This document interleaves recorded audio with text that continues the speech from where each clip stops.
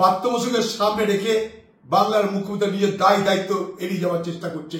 অধীরবাবুর তো একটাই কাজ, কি বললে তার দোসর সিপিএম খুশি হবে আর তার গার্জিয়ান বিজেপি খুশি হবে, এইটা হচ্ছে অধীর চৌধুরীর কাজ।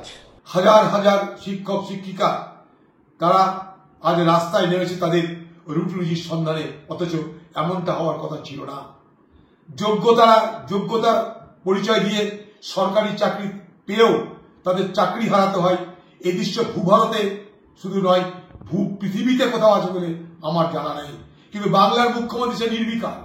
7 তারিখ একটা সভা করে কিছু স্তব বাক্য দিল, তারপরে ব্যাস যেমনকার তেমন চলছে। নানা রকমের নাটক চলছে, কখনো শিক্ষামন্ত্রী থাকবে, কখনো এ বলবে, সে বলবে, ও বলবে। তাদের জীবন নিয়ে কেন ছিনিমিনি খেলছেন? যেটা পারবেন আপনারা বলবেন হ্যাঁ পারবো, যেটা না পারবেন বলবেন না পারবো না। আপনারা কেউ জাননি, আপনারা কেউ বসেননি।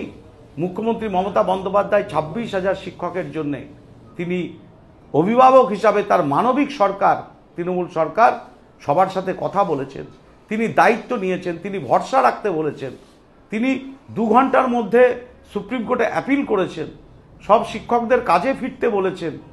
তিনি যখন দায়িত্ব নিয়েছেন, অধীরবাবুর চিন্তা করার দরকার নাই। আপনার বিজেপিকে খুশি করতে হলে, সিপিএমকে খুশি করতে হলে আপনি আরও কিছু বলতে পারেন।